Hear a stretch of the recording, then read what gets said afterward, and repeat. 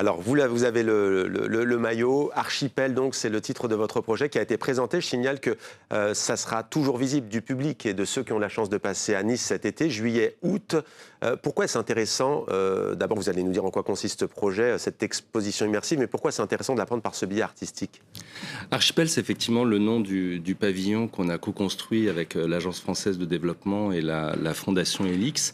L'idée était de proposer une immersion dans un monde fictionnel, On voit les images, hein. fantastique, Ouais. voilà, qu'on va découvrir, dans lequel on présente en fait 12 îles qui vont correspondre à 12 enjeux majeurs, à la fois de la protection de l'océan, mais également des questions de solidarité, de partage, de prospérité, dans lesquelles on a vu passer les logos.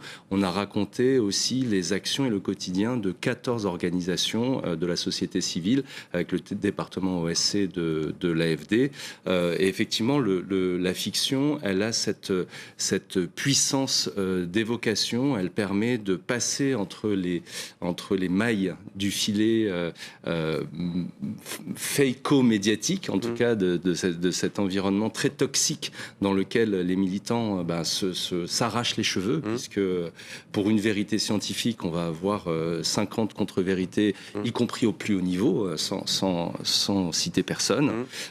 Et là, on raconte des histoires, on raconte l'histoire de personnages sur cet archipel métaphorique qui chacun œuvre à leur niveau pour l'océan, dans l'attente de l'arrivée d'une baleine céleste qu'on a nommée Unok.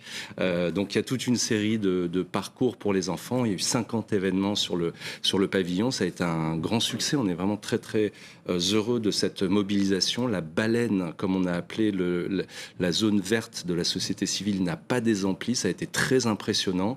Et je pense que cette prise de conscience est également aussi importante. En tout cas, c'est une graine qui fait que tous ces électeurs, ces citoyens, peuvent également peser sur le débat public et sur les décisions qui vont être à prendre très rapidement s'ils n'ont pas été suffisamment ambitieuses pour cette UNOP.